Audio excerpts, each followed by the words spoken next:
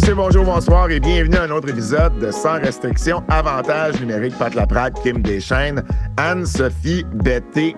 Anso, tu as débuté ta saison de commentatrice ou analyste plutôt des matchs de la victoire avec Prime, beaucoup plus tôt que l'année passée. Je pense que vous aviez commencé en février l'année passée. Comment ça a été? Ça a super bien été. C'était le fun d'être de retour puis de pouvoir vivre l'ambiance. Nous, on était dans notre camion à l'extérieur, fait qu'on n'a pas nécessairement vécu à travers la Place Belle, mais on a pu sentir vraiment l'énergie de la Place Belle. Puis c'était vraiment le fun d'être de retour puis de pouvoir analyser les matchs. Puis on va pouvoir en discuter un peu plus davantage dans nos balados. Ben absolument, absolument. Et là, on revient à notre bonne vieille formule de l'année passée. Nos moments de la semaine, nos joueuses de la semaine, les hot takes. Ça, j'ai hâte qu'on arrive dans les hot takes. Vous le savez, c'est mon segment préféré de l'émission. Nos prédictions également. On a fait les prédictions de la dernière saison, de la prochaine saison plutôt au dernier épisode. Mais là, on va faire vraiment les prédictions match par match, comme on avait l'habitude de le faire. Puis commençons avec le moment de la semaine. Si vous me permettez, je vais y aller. 14 958 personnes à Vancouver pour le premier match à domicile des GoldenEye. C'est la plus grosse assistance pour un match en saison régulière dans l'aréna régulier d'une équipe. Tu sais, mettons, la victoire a attiré plus au Centre Bell, Toronto a attiré plus au Scotiabank Arena, mais Vancouver, le Pacific Coliseum, c'est leur arena. Ils sont les principaux locataires et c'est la plus grosse assistance. Sinon, la plus grande arena, c'est la Place Belle avec 10 172, je pense, là, lorsque c'est une salle comble. Alors, c'est vraiment, vraiment, vraiment cool. Il y a eu, je pense qu'il y a eu 13 314 également au Minnesota en 2024. Mais vraiment, une belle foule à Vancouver. Puis, on le sait, le Canada, c'est toujours un gros marché de hockey féminin, de hockey point. Et puis, Vancouver le prouve encore. J'ai hâte de voir la suite. Mais c'est sûr que, tu sais, avec leur logo en plein milieu de la patinoire en plus, tu sais, faut dire que ça lookait, là. Il y avait pas de doute là-dessus.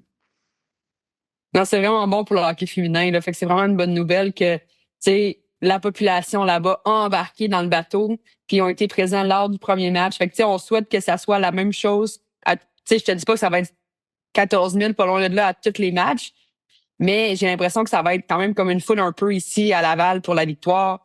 Tu sais, on a entre du 8 000, c'est 8 000 dans la semaine, c'est excellent, là, un mardi soir. Tu sais, j'ai pas le chiffre exact. On n'était pas salle comble parce que aux 200, il restait de la place, puis dans les loges aussi, il restait de la place. Mais pour un mardi soir, c'est quand même très bon, là. Ah non, c'est un 8300, je pense, quelque chose.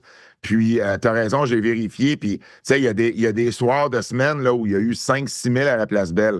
Là, c'est sûr, c'est le match d'ouverture. Donc, on s'attendait à une meilleure foule qu'un 5-6 000, mais je ne m'attendais pas nécessairement à une salle comble, mais c'est quand même une excellente foule, puis ça, c'est très bien également là, du côté de la Place Belle. Ton moment de la semaine, Anso? Moi, je suis allée. Il y en avait beaucoup, hein, tu sais. C'était dur de choisir, mais puisqu'on était à la Place Belle, moi, ce que j'ai demandé à Corey Chevry, parce qu'avant les matchs, on a l'opportunité de rencontrer les entraîneurs. Ce que je lui ai demandé, c'est que Abby Rock, elle aime se faire huer. Elle venait à Montréal, elle se faisait huer. J'ai dit, tu penses-tu que la foule va la huer, tu sais, en blague? Parce que c'est sûr que non. Puis, évidemment, quand on est arrivé, la présentation de son nom. Mais à la fin, quand elle a eu le joueur du match, la joueuse du match, du moins, c'est 1 but, 2 passes. Et les gens qui chantaient Abby, Abby, tu sais, à quel point que la foule a embarqué avec Abby Rock. Puis on le sait que c'est quelqu'un qu'on déteste lorsqu'elle joue contre nous. Mais quand on l'a dans notre équipe... Ouais, c'est ça. Mais quand on l'a dans notre équipe, les gens, je pense, sont tombés en amour avec elle. Puis j'ai très hâte de voir qu'est-ce que Abby va nous réserver cette saison. C'est quelqu'un qui est capable d'être physique. Puis ce que je veux apporter, c'est oui le nom de la foule, mais c'est son but entre les jambes. Elle est partie d'échapper. Puis elle, c'est la fille qui a eu le culot de faire un Michigan dans un match l'année passée. Cette année, décide de faire cette fête-là. Puis j'écoutais en en revue de presse, là, quand la conférence de presse après le match, puis elle dit, je sais même pas pourquoi j'ai fait ça. J'ai jamais fait ça dans une pratique. Puis elle dit, c'est tellement con, je sais même pas pourquoi je le fais. Ah, elle dit, j'ai été chanceux, j'ai compté. C'est moi qui ai posé. C'est tellement drôle. C'est moi qui ai posé la question à Abby. J'étais là, c'est quelque chose que tu as pratiqué ou ça t'est venu, tu sais, juste, tu sais, sur le moment. Puis sa réponse, là, a conquis la salle de presse, pour vrai, parce que c'était tellement candide comme réponse. Je sais pas pourquoi j'ai fait ça. En le faisant, je me disais c'était stupide. Puis la POC est rentrée. J'étais là, man, c'est parfait comme réponse. Pour vrai, Abby Rock, là, il y a quelque chose de spécial dans Abby Rock. Puis si c'est ce genre d'Abby Rock qu'on peut avoir toute la saison, ça va bien se passer. Autant sur la glace, je veux dire, elle a déjà conquis les fans. Je pense qu'elle a déjà conquis le beat, tu sais, les journalistes, chroniqueurs, reporters qui suivent l'équipe, parce que c'est ça qu'on aime, nous, quelqu'un qui est candide, quelqu'un qui n'a pas de filtre. Tu sais, Abby, c'est un peu une rebelle, tu sais, elle fait ce qu'elle veut, quand elle veut, de la façon qu'elle veut, puis ça finit toujours, on dirait, par tu sais, peut-être pas toujours, mais ça fonctionne en tout cas, puis j'espère qu'on peut continuer à avoir ce genre d'Abby Rock-là toute la saison. Là. Ouais. Ton moment de la semaine, Kim? Moi, ça a été en fait, je suis un peu dans le même moule qu'Anso. Moi aussi, c'est par rapport à la victoire. C'est le moment qu'ils ont remercié. Tu sais, ceux qui écoutaient sur Prime n'ont pas vu ce moment-là, mais ceux qui étaient sur place l'ont vu. Ils ont fait un hommage à Kristen O'Neill, vu qu'ils jouaient contre New York, donc Kristen était dans l'autre équipe. Ils ont fait vraiment puis c'est vraiment drôle parce que ils ont mis un vidéo, mais moi, je pensais que c'était juste comme des séquences de l'année passée, puis je suis comme, pourquoi ils mettent Kristen, tu sais, même plus dans l'équipe, même une fille qui est dans l'équipe. Alors ça, je vois, c'est genre juste elle qui tourne sur l'écran. Je suis comme, OK, c'est une vidéo pour elle. Là, je me sentais mal, tu sais, parce que j'étais comme, pourquoi ils mettent des images de des filles qui sont plus dans l'équipe? Finalement, un super de beau vidéo pour, tu sais, en la remerciant pour ces 2 années à Montréal. Puis tu as vu, O'Neill, là, est allé sur la glace, elle a salué les fans, puis tu voyais que il y avait de l'émotion, là. Puis, tout le monde dans les estrades aussi. Même moi, j'ai eu un petit moton, là. J'étais comme, ça a tellement été un échange crève-cœur. Aujourd'hui, on voit, en fait, en un match, c'est quand même positif pour Montréal, là, l'échange. Mais, c'est quelqu'un qui a été impliqué, qui était ici même avant la victoire, qui a été avec le tour qu'on a fait avec la P-Dub dans le temps. Fait que c'est une fille qui était impliquée à Montréal, que les fans ont aimé, qui ont adoré. Fait que juste ce petit moment-là de vidéo en la remerciant, je trouvais ça vraiment spécial que Montréal ait fait ça. C'est vraiment une belle touche de reconnaissance. T'as raison, Kim, mais il y a 2 points que je veux amener. T'as pas trouvé ça bizarre? Puis toi, Anso, je sais pas d'où t'étais durant la pause. L'as-tu vu ça, Anso, ou pas du tout? Ben, j'ai vu rien que la fin, comme quand elle a embarqué. On est revenu un peu en retour de pause, puis on a vu qu'elle était sur la glace juste avant la mise au jeu. Mais j'ai pas capté tout le moment. Bon, j'ai juste trouvé ça un peu bizarre qu'on l'envoie sur la glace faire juste un petit demi-cercle. Tu sais, habituellement, ce genre d'hommage-là, ça arrive là, dans toutes les arénas de la LNH, par exemple, où il y a un ancien joueur qui revient ou qui a marqué puis qui revient. Puis habituellement, le joueur va se lever au banc, va saluer, puis that's it. On ne l'envoie pas nécessairement sur la glace. Puis j'ai juste trouvé ça, sur le coup, un peu bizarre qu'on l'envoie sur la glace. Mais est-ce qu'elle était au bout du banc ou étais-tu dans le milieu? C'est-tu elle qui est allée? Comment tu as joué? Je pense que c'est quelqu'un qui a dit « va sur la glace » parce qu'elle était comme en plein milieu du banc. Là. Ben, je pense qu'elle venait de finir son chiffre, fait qu'elle était comme dans, je vais dire, la 3e, 4e de la porte. Là. Oui. Fait que, mais tu sais, elle s'est levée, puis après ça, elle a juste demandé « ouvre la porte », puis elle est sortie. Mais tu sais, je pense que c'est juste qu'on n'est pas habitué de voir ça. C'est comme peut-être la première fois. Moi, je me souviens pas d'avoir vu ça dans le passé. Ils l'ont peut-être fait quand il y a des filles qui ont été échangées, mais je n'étais pas sur place, fait que je l'ai pas vu. Mais tu sais, je pense que la LPHF veut faire différent aussi de la Ligue nationale. Là. Tu sais, on voit les règles, c'est pas standard comme le hockey qu'on connaît depuis des années. Fait que, tu sais, peut-être que c'est de quoi qu'on fait pas non plus, mais elle le fait, puis je pense que ça lui a fait du bien. Fait que moi, j'ai trouvé ça vraiment beau. La vidéo, puis le fait qu'elle vienne saluer. Puis tu voyais là, dans ses yeux, c'était comme « Oh! » Il faut continuer à jouer au hockey, là. L'argument est bon, j'accepte l'argument, pas de problème. En point de presse après, Kim, t'as raison. OK, Kim, t'as raison. Fait que la dernière fois, c'était Anso, là, c'est Kim. En point de presse, par contre, on a essayé de faire parler Christine sur ce moment-là. Oh, que tu voyais qu'elle marchait sur des œufs. C'était comme, ben oui, j'ai bien aimé Montréal, j'ai passé des bons moments à Montréal, mais je suis vraiment contente d'être avec New York, puis on a une belle équipe, puis tout ça. Je dis, OK, mais c'est pas moi qui ai posé la question, mais là, quelqu'un d'autre a voulu renchérir là-dessus parce qu'elle ne nous en avait pas donné assez. Puis rapidement, elle est revenue à la même chose. C'est comme, ben oui, tu sais, Montréal, c'était le fun, mais je suis vraiment contente d'être à New York, puis tu sais, on a quelque chose de c'est normal, ici. là. Fait que tu voyais qu'elle était tiraillée entre, tu sais, juste dire Montréal, ça a été cool pendant 2 ans. Puis, ben là, je suis dans un nouvel environnement où je suis vraiment bien. Tu sais, je veux dire, on l'a vu, là, Christine a joué sur le premier trio, elle joue sur le premier power play. Tu sais, je pense que de part et d'autre, Abby Rock et Christine O'Neill avaient besoin de ce changement d'air-là. Puis ça paraît, j'ai l'impression. Autant chez l'une que chez l'autre, même s'ils n'ont pas eu les mêmes performances mardi, je pense que les deux avaient besoin de ce changement d'air-là. Puis, mais tu sais, des fois, c'est tout ça, ça prend. Hein? C'est un nouvel environnement, des nouvelles leaders autour de toi ou un nouveau rôle dans une autre équipe. Puis, je pense que ça risque de porter fruit aux deux équipes. Joueuse de la semaine. Anso, ta joueuse de la semaine. Ben, je reste avec Montréal. J'y vais avec Anne-Renée Desbiens. Que dire de ces deux performances? Non seulement son blanchissage lors du match d'ouverture, 33 arrêts, puis c'est pas juste des petits arrêts de lancer de loin, c'est des... Je m'étire la jambière au plus loin que je peux pour faire... Tu sais, ça aurait pu complètement changer l'allure du match. Anne-Renée a fait des arrêts 1, 2, 3 arrêts de suite jusqu'à un moment donné que le but a été refusé parce que on a eu le mouvement de patin vers l'avant. Mais tu sais, il y avait eu comme quasiment 4 lancés. C'est pas normal que la défensive ne soit pas là pour enlever ces retours-là.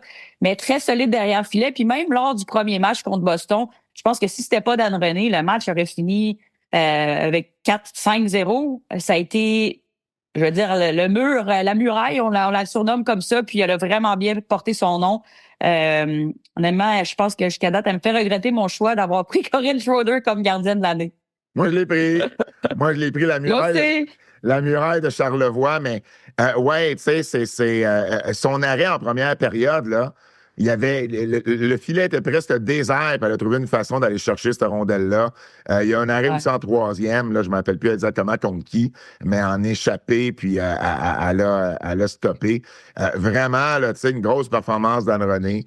Moi, de ce que je comprends, tu sais, Anne-Renée, je pense qu'elle a eu un gros été d'entraînement, un gros été où, justement, elle a pris les moyens parce qu'elle savait que c'était pour être une grosse saison cette année entre la LPHF et les Olympiques. Et je suis vraiment, vraiment pas surpris de l'avoir aussi en forme. Puis tu as raison pour Boston, là. Tu sais, c'est 2 buts que, tu sais, je pense pas. Tu sais, le premier, c'est qui? C'est Darkangelo qui l'a rentré dans son propre filet. Tu sais, je pense pas qu'elle a rien à se reprocher à Boston. Au contraire, le match aurait pu être encore plus d'un seul côté, le plus à sens unique pour Boston. Kim, ta joueuse de la semaine? Il y a eu quand même beaucoup d'événements en peu de temps, là. Tu sais, il y a beaucoup de choix, là. Mais je suis allée avec Girard, avec ses 3 buts. Taylor Girard. Exactement, contre le match contre Ottawa. Donc, ça a été son premier tour du chapeau, en fait, en carrière. Fait quand même unique. Tu sais, on la connaît, moi je la connais dans le temps quand nous on jouait. C'était une joueuse d'impact. L'année passée, on l'a vu. Tu sais, il y a eu des matchs qu'elle a ressorti d'autres matchs qu'on la voyait pas pantoute. Puis là, ben, de commencer la saison avec 3 buts, ça part bien l'année. Là. Ben, 3 buts, pas seulement 3 buts, là, 3 buts en troisième période. Ouais, dans l'espace ben, en l'espace, j'ai le temps ici, là, en dedans de 10 minutes, elle a marqué 3 buts.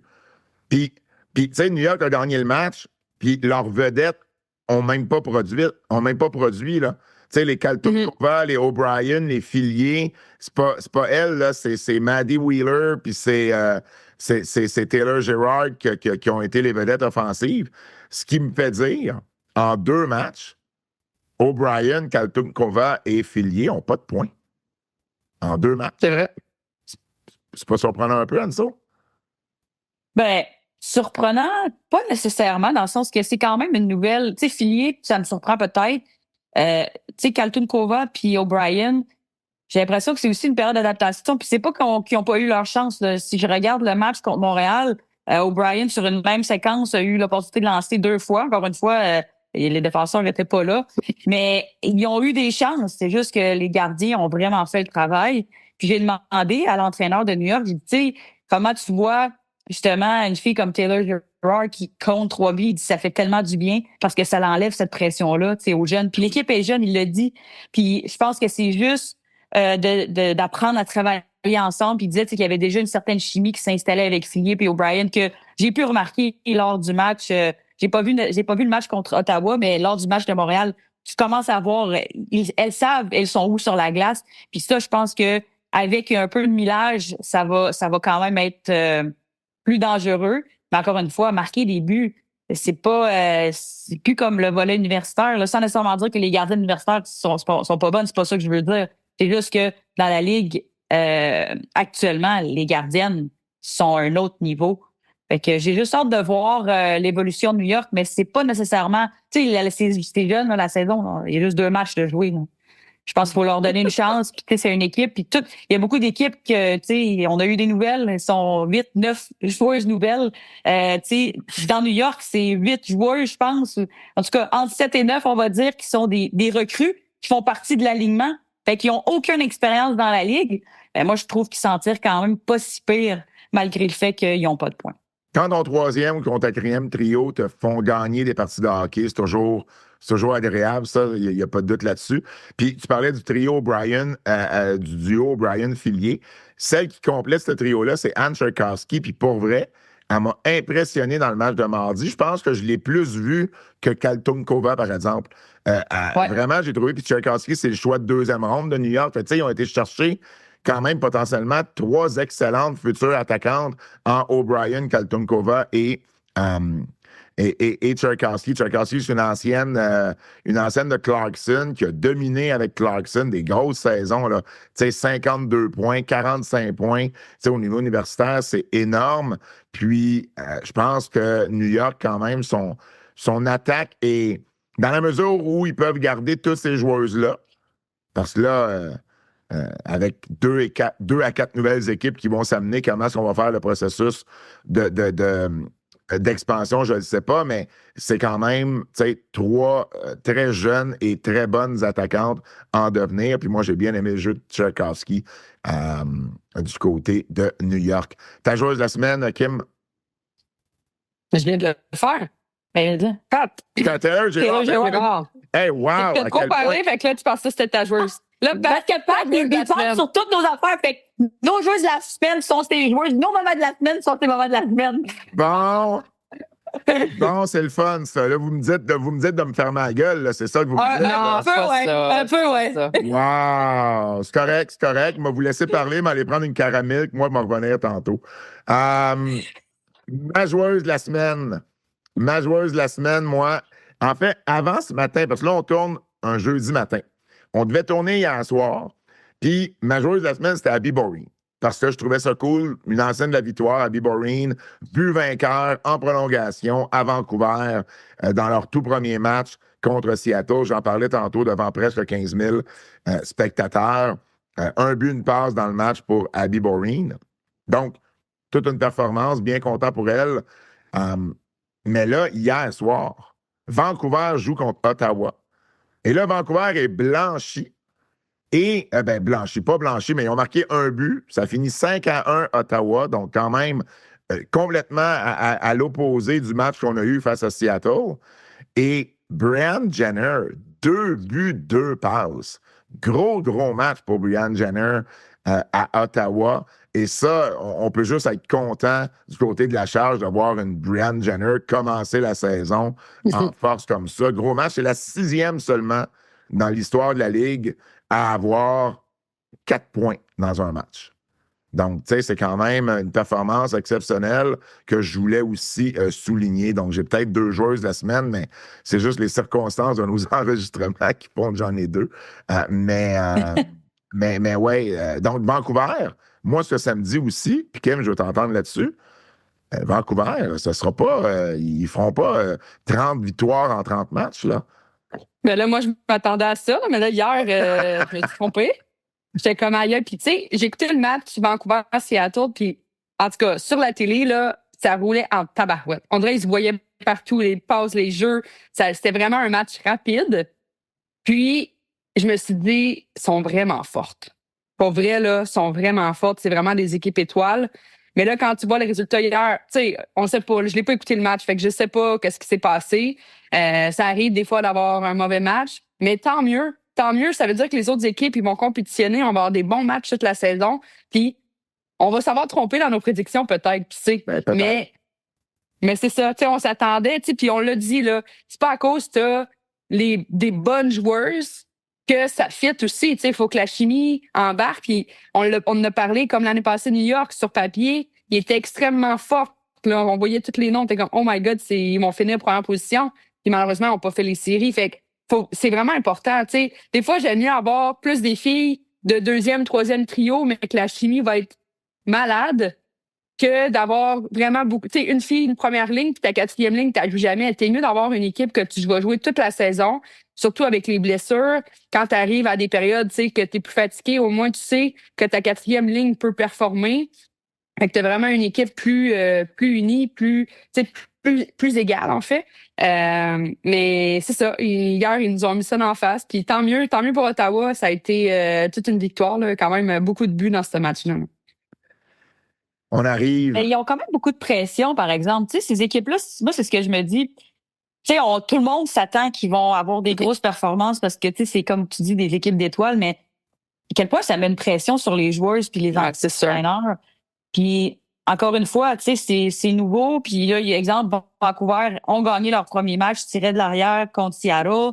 Tu sais, c'est comme un match miraculeux à la maison. Tu arrives contre Ottawa, tu te dis, peut-être facile. New York a gagné 4-0 contre eux.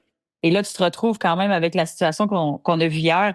Fait que je pense que ça sera pas aussi facile qu'on pense pour ces équipes-là. Mais avec le temps, si justement, comme Kim, tu dis, d'instaurer la chimie, puis qu'ils sont capables d'aller chercher le meilleur de chacune de ces effectifs-là, elles peuvent quand même être dangereuses. Ben, moi, puis avant de...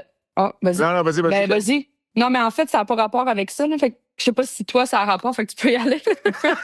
Non, mais j'allais juste dire, ça démontre aussi, en tout cas, l'échantillon est faible, mais ça démontre aussi qu'il y a une certaine parité. Tu sais, New York a gagné 4-0 contre Ottawa, il a perdu 4-0 contre Montréal. Vancouver a battu Seattle 4-3, il s'est fait battre 5-1. Tu sais, donc, je pense pas qu'il y a... En tout cas, jusqu'à présent, c'est pas comme si une équipe démontrait qu'elle était genre une puissance inatteignable. Les équipes gagnent, perdent. T'sais, Montréal a pas marqué de but à son premier match, ils en ont marqué 4 au deuxième. On voit beaucoup de bonnes et moins bonnes performances. C'est un début de saison également. Il va finir par avoir un trend. On va finir par voir une ou deux équipes avoir des séries de victoires, puis c'est pas pulsé vers l'avant. Mais je trouve ça quand même intéressant en début de saison de voir à quel point, jusqu'à présent, il y a une certaine parité. Non, c'est ça, je voulais juste amener, puis tu sais, c'est pas nécessairement c'est un mix de moments de la semaine puis de joueurs. On parlait qu'il y avait beaucoup de moments cette semaine, mais je veux juste amener le point. Hier, j'ai vu passer que Marie-Philippe Poulin avait atteint les 50 points. Oui. Fait que ça, je trouve ça quand même, c'est la première. Puis, tu sais, il va y en avoir beaucoup de premières dans les prochains mois, prochaines années. Fait que je trouve ça même intéressant de dire c'est la première. Puis, tu sais, on s'attendait bien que ça allait être... tu sais, qui d'autre, là, je veux dire, Pou, c'est Pou, là, elle domine, puis elle est tellement forte. Elle mérite tout le succès, elle travaille tellement fort. Mais je voulais juste amener cette petite parenthèse-là. Fait que félicitations, Pou, pour cet honneur-là. Oui, c'est 50 points, puis c'est 30 buts, en fait. Donc, 30 buts, 50 points. C'est la première dans l'histoire de la courte histoire de la LPHF. Si je vous demandais, petit quiz, si je vous demandais qui est deuxième dans l'histoire de la Ligue. Avec les points? Avec le nombre de points, vous me diriez qui? Diane, ça. Ben, Spooner, elle a eu une vraiment bonne première année. Ouais, mais la deuxième, un peu moins. Elle a pas C'est joué. ça. Spooner, elle est 16e avec 34 points. Ah, bah ouais. Mais j'ai quasiment le goût de dire Larry Knight parce qu'elle a gagné. Ouais. 5e avec 41 points. Oh, OK, Bonne. OK. Alors, Donne-nous OK, des piliers. on va faire le top Ah non, 5 elle a juste d'abord. une saison. 2, 3 et 4. On va trouver 2, 3 et 4. La numéro 2, elle est à Toronto. Carpenter. Carpenter, numéro 3. Non, non, c'est 3e. Nurse. Non. Nurse est 8e. Attends, là, vous allez vite. Oui. Alex Carpenter, 3e. 19 buts, 25 passes, 44 points. Elle a le même nombre de points que la deuxième, mais elle a moins de buts. C'est pour ça qu'elle est 3e. Elle est à Toronto, mais avant ça, elle était à Ottawa. OK, si je vous dis qu'elle a pris une grosse drop salariale entre la PHF et la LPHF. Daryl Watts. Daryl Watts. Wow. L'année passée, elle a connu vraiment une belle saison. Là. Exact. Puis numéro 4, parce que là, c'est Poulain 1, Watts 2, Carpenter 3, Larry Knight 5. La 4e, on la connaît bien, mettons. Laura Stacey. Laura Stacey. Wow! Avec 42 points. Je trouvais ça intéressant de regarder ça, ouais. Ouais, Laura Stacey qui est 4e. Donc, voilà. C'est excellent, wow. Top 5 des meilleures pointeuses dans la courte histoire de la LPHF. Bon, mon segment préféré s'en vient. Les hot takes. Oh, j'aime ça. C'est les premiers hot takes de la saison. Pas comme si pas que j'avais besoin d'un segment pour faire des hot takes, mais quand même, je trouvais, c'est mon segment préféré, pareil. Je vais vous laisser commencer. Je vais terminer. Anso, on y va avec toi. Bon, là, je me suis dit, je suis comme à la croisée des chemins, là, j'ai pas le choix de parler de ce moment-là. On a beaucoup parlé d'une identité qu'une joueuse se faisait demander où est-ce qu'elle allait fitter dans l'alignement. Et oui, je parle de Dara Gregg. J'ai trouvé qu'elle a vraiment, elle semble avoir trouvé son rôle sur le troisième trio. J'ai pas tout vu le match de Boston, mais dans le match contre Montréal, les sorties de zone qu'elle était capable de faire, elle a touché beaucoup plus à la rondelle que c'est quoi. Elle jouait avec Skylar Irving. Skylar Irving, on l'a pas vraiment vu. Elle a même été en échappée, Dara Gregg.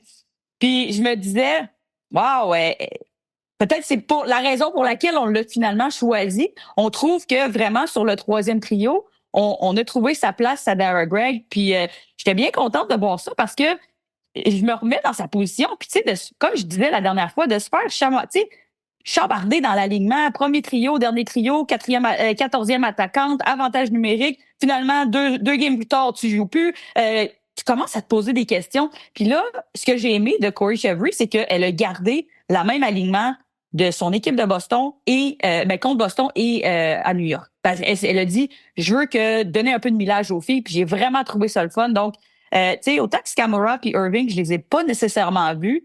J'ai trouvé que Dara Gregg a vraiment élevé cette ligne-là à avoir du temps de glace. Puis je pense que c'était autour, 10-30 environ là, au niveau de son temps de glace dans le match de Montréal. Donc, vraiment, Dara Gregg, félicitations. Continue sur cette lancée. Ça va pouvoir aider l'équipe de Montréal. Donc, mon hot take, c'est vraiment Dara Gregg semble avoir trouvé sa place sur le troisième trio. Moi, dans la vie, là, j'haïs ça avoir tort. J'haïs ça avoir tort. Mais, tu sais, moi, j'ai particulièrement checké le match de Dara Gregg mardi. Parce que là, tu sais, quand on le regarde à la télé, c'est pas pareil, tu vois pas tout ce qui se passe. Là, j'ai particulièrement regardé parce qu'il y a une phrase que Corey Chevry avait dit, c'est « Elle est une des meilleures sur le bord de la bande dans la ligue. » Alors, j'ai vraiment checké son jeu, mais c'est ça mon travail, c'est correct, tu sais. Et là, à un moment donné, elle s'en va dans le coin, elle perd la rondelle. Je suis comme, OK, tough. Elle s'en va dans sa zone à elle.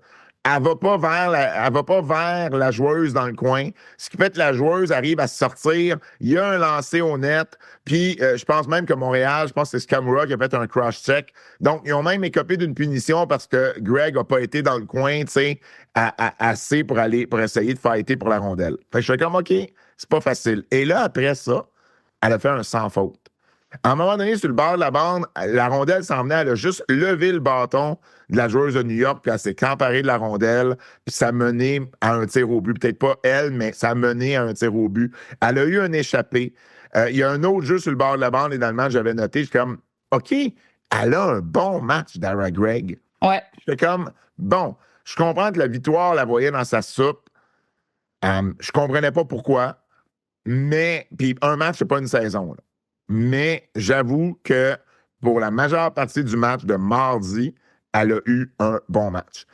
Maintenant, tu as raison, le troisième trio, c'est peut-être là. On l'a eu en entrevue d'Ara Gregg, où on lui a parlé après une pratique, puis c'est ça qu'elle disait. J'ai beaucoup travaillé cet été. Ça m'a fouetté, en fait, de ne pas me faire offrir une offre qualificative. Puis des fois, c'est ce que ça prend. Puis c'est sa deuxième saison à l'arrivée du NCAA. C'est sa deuxième saison. Donc, déjà là, un peu plus d'expérience. Donc, moi, si c'est ça que Dara Gregg fait toute la saison, mis à part quelques bévues à gauche, à droite, ben, on va peut-être avoir une joueuse de troisième trio qu'on va apprécier puis qu'on va dire, hey, ben, coudonc pour vrai, là, grosse amélioration d'avec 2024-25. Puis, ben, c'est la victoire qui va en profiter, mais oui, ben, tu fais bien de l'amener parce que quand on critique, mais des fois, on a tort ou des fois, ben, les joueuses vont nous prouver qu'on a tort. Autrement. Ah oui, exactement. Tu vois qu'elle a travaillé fort, puis ça paraît. Oui, non, exactement. En tout cas, ça a apparu dans ce match-là. Kim, ton hot take. Moi, mon hot take, moi, ça ressemble à celui que j'ai fait l'année passée, mais là, je change de ville. Donc, moi, je dis que Vancouver va avoir la plus haute moyenne d'assistance de la Ligue. OK. De tous les matchs, l'année passée, j'avais dit Montréal, puis je pense que je l'ai eu, là. Non, c'est Toronto qui a eu la... Toronto. Oui, mais Montréal était tout de suite en arrière, là. Bon, on était vraiment proches, on va se le dire, là. Mais là, Vancouver, puis le fait que, tu sais, pas que c'est plus facile, mais ils peuvent avoir plus de personnes à chaque match parce qu'ils ont plus de place, tu sais. Tu sais, même si on voulait à Montréal, ben, on est capé, là, tu sais, 10 000 et quelques centaines, là. Tandis que eux, on peut remplir ça. Fait qu'ils vont avoir la moyenne avec la plus haute assistance dans l'année. Fait que l'année prochaine, on se parle et mon hot take va m'avoir fait gagner 1 point pour mon souper saison. C'est notre OK, les hot takes, c'est rendu des prédictions? Non. Ah, ben ouais, je pensais. Non. Calme-toi, Kim Deschênes, là, je comprends, tu veux un souper gratuit, là, mais ça marche pas comme ça. Par contre, ben, c'est un hot take, puis c'est intéressant parce que oui, Vancouver a la capacité d'Arena pour avoir la meilleure assistance de la Ligue. Est-ce qu'ils vont toujours faire 15 000? Non. Mais ils ont quand même la capacité de faire 10, 11 000 de façon... tu sais, mettons à Montréal, ben, à Laval, là, un mardi soir, il va avoir 6 000. C'est 4 000 de moins que la capacité. Mais à Vancouver, 4 000 de moins que la capacité, c'est 11 000. Fait que, tiens, c'est quand même beaucoup de monde. Maintenant, bon, j'ai hâte de voir le deuxième match. J'ai hâte de voir les matchs en semaine versus les matchs du week-end. C'est là qu'on va voir un peu plus le trend aller à ce niveau-là. Mais c'est intéressant, Kim, comme hot take. Mon hot take. J'ai interviewé Amy Fecteau cette semaine. Et puis, on parlait des adaptations qu'elle avait à faire entre l'universitaire et sa première saison dans la LPHF l'an dernier. Et à un moment donné, ma question n'était pas du tout là-dessus, mais à un moment donné, elle me dit dans sa réponse, tu sais, ça a été tough parce que je suis arrivé à New York puis aucun coach me connaissait. Puis en fait, mais je comprends pas ce que tu me dis. Ben, elle dit, aucun coach savait qui j'étais. Puis je dis, voyons donc. Elle dit, mais c'était pas le coach de... C'était la première année. Non, c'est la première année. C'est vrai. Excuse-moi, elle est arrivée en deuxième. Désolé, continue. Et là, elle me dit, Pat, je me souviens très bien que Greg Fargo, l'entraîneur-chef, m'a dit qu'à mon arrivée à New York, il ne savait pas qui j'étais. Puis je suis comme fait, mais comment c'est possible qu'un personnel d'entraîneur, pour une fille qui vient gagner le championnat canadien, le U-Sport, comme capitaine de son équipe, qui était la seule ou une des deux seules du U-Sports à être dans tous les mock drafts qu'il y avait cette année-là, comment tu le fais pour ne pas connaître, ne pas savoir c'est qui? Et là, ça m'a amené une réflexion plus large. À quel point le U-Sports est désavantagé et n'est pas regardé à comparer à la NCAA. Parce que c'est pas normal, là. C'est pas normal. Ben, ça, on le sait, là. On le sait que c'est désavantagé, Pat. Ce qui arrive là, c'est l'équivalent de la capitaine des Badgers de Wisconsin qui gagne le championnat de la NCAA, puis là, elle arrive dans la LTHF, puis quelqu'un va comme, mais t'es qui, toi? Ça m'a, honnêtement, je devrais pas être surpris, mais j'ai vraiment été surpris. Ça m'a scié les jambes quand elle m'a dit ça, puis j'ai comme fait, mais ça n'a pas de sens. Ça n'a pas de sens. Surtout que, ils l'ont drafté, fait qu'ils doivent avoir fait une recherche un peu sur elle, là, fait que je comprends pas qu'ils disent ça. Je veux dire, ça se peut que tu la connaisses pas parce que t'es pas venu voir un match ou t'as pas suivi la Ligue cette année, mais avant ou même après, fais une petite recherche. Là, je veux dire, aujourd'hui, c'est quand même facile. Là. Ouais, mais tu sais, Pascal Daou, c'est sûr, la connaissait. Pascal Daou quand même au SQ. Puis Greg Fargo, ben, il est quand même arrivé après la saison. Il est arrivé, à l'été, là, entre les deux saisons. Fait que, tu sais, à quel point qu'il a fait, je sais pas c'était quand le repêchage, c'était-tu comme autour du 24 juin? L'année passée, c'était en juin, là. L'année d'avant, ouais, c'était le 24 juin, je pense même, ouais. Bon, fait que, tu sais, il est arrivé en début juin, et il n'y a pas eu énormément de temps pour voir, d'apprendre, en fait, à connaître c'était qui les nouvelles. Lui, il arrive, il était entraîneur aux États-Unis. Fait que je pense pas nécessairement qu'il va regarder le RSEQ. Tu comprends? C'est lui, sa job. Fait que c'est sûr qu'il connaît les filles de NCAA. Il a joué contre elles. Fait que moi, je pense, est-ce que c'est surprenant? Non. Est-ce que c'est frustrant? Oui. Tu sais, puis je pense que c'est un rôle à Pascal Daou de dire, ben regarde, voici le RSEQ, c'est des nouvelles horizons sur le hockey féminin. Il existe 4 équipes, éventuellement 5, peut-être 6, mais il existe des équipes qui sont ici puis qui sont capables de rivaliser contre des universités américaines. Donc, je pense qu'avec le temps, ça va, en tout cas, j'espère. Mais encore une fois, toujours faut-il que des recruteurs, comme on l'a mentionné dans plusieurs balados, doivent venir au Québec pour regarder ces filles-là jouer et évoluer. Moi, je pense que la seule chose, c'est que je me demande à quel point, mettons, on pourrait pas organiser des matchs d'étoiles avec le U-Sports ou avec le RSEQ ou les deux. Tu sais, avoir des showcases, montrer les joueuses qui sont dans le réseau universitaire canadien davantage pour que ces situations-là se répètent pas dans le futur. Je comprends la situation de Greg Fargo, mais c'est le personnel d'entraîneur au complet qui savait pas qui elle était. Fait que, tu sais, je me demande à quel point on peut pas essayer d'en faire plus. Puis ça m'a amené à cette réflexion-là. Bref, ça m'a saisi, puis je voulais en parler aujourd'hui. Prédiction. OK. Il n'y a pas de match de Montréal parce que Montréal ne joue pas avant le 7 décembre, ce qui pourrait être un hot take en soi. Là, on était sur un beau momentum avec une victoire, puis là, on ne joue pas pendant 12 jours.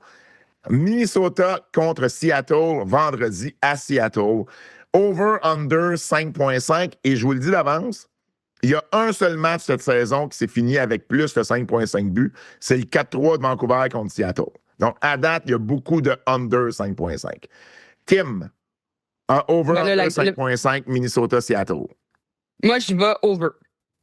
Over? Mais Boston, pas Boston, Ottawa, hier, ça finit pas 5 ans? Ah, c'est vrai. Oui, cette stat-là, je l'avais avant le match d'hier. Ben oui, c'est vrai. Parce que, je rappelle, on devait tourner hier, on tourne ce matin. T'as raison, il y a 2 matchs en incluant Ottawa-Vancouver. C'est vrai. OK, over. Over, Anso? Under. Minnesota-Seattle, j'y vais avec under, moi aussi. Qui va marquer dans le match?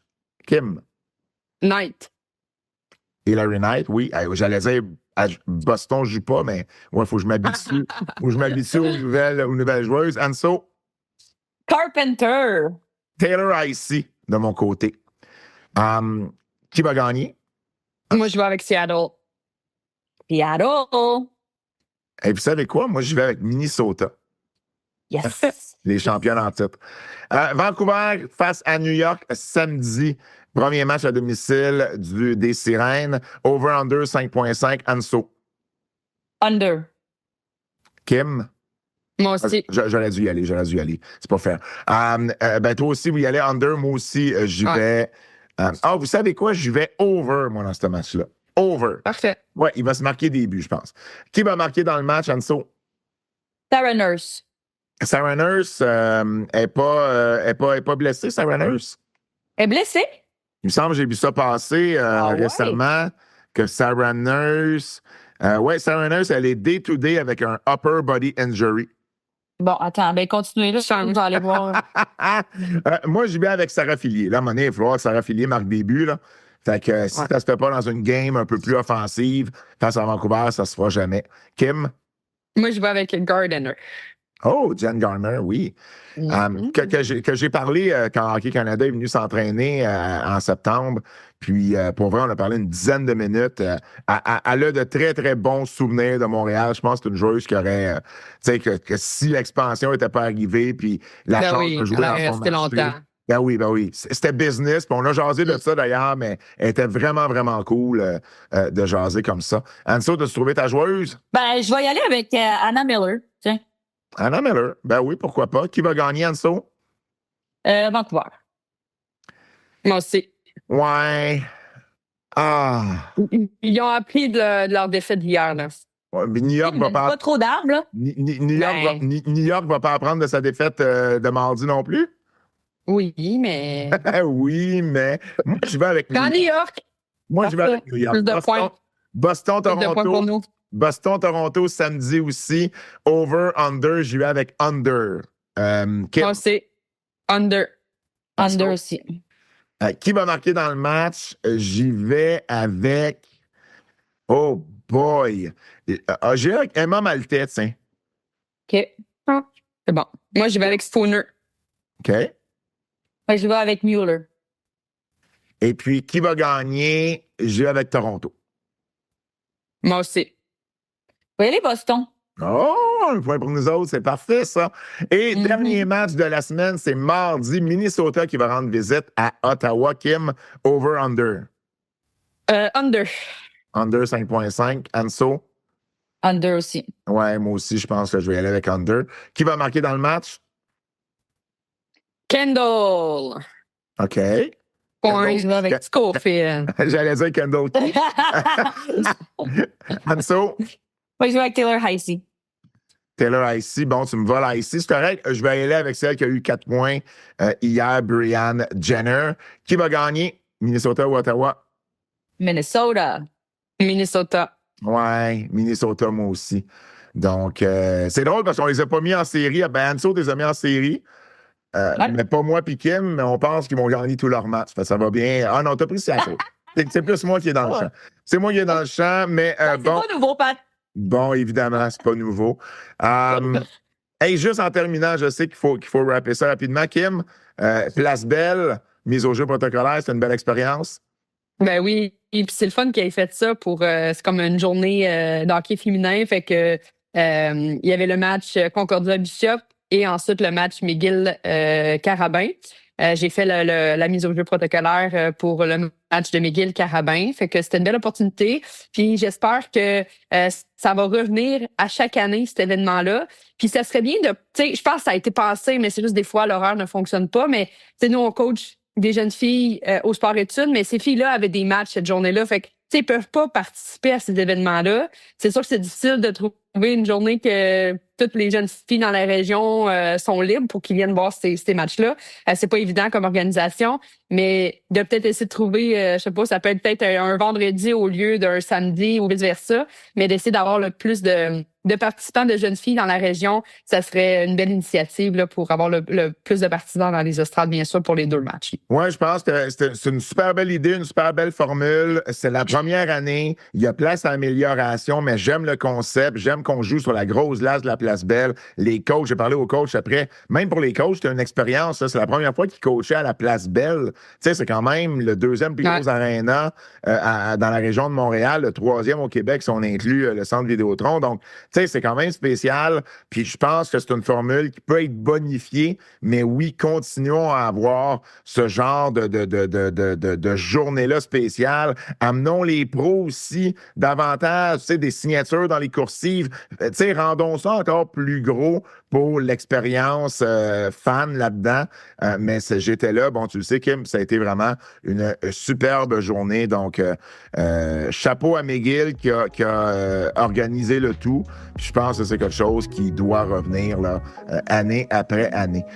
C'est déjà tout pour l'épisode de cette semaine. Merci d'avoir été là, Kim, Anso.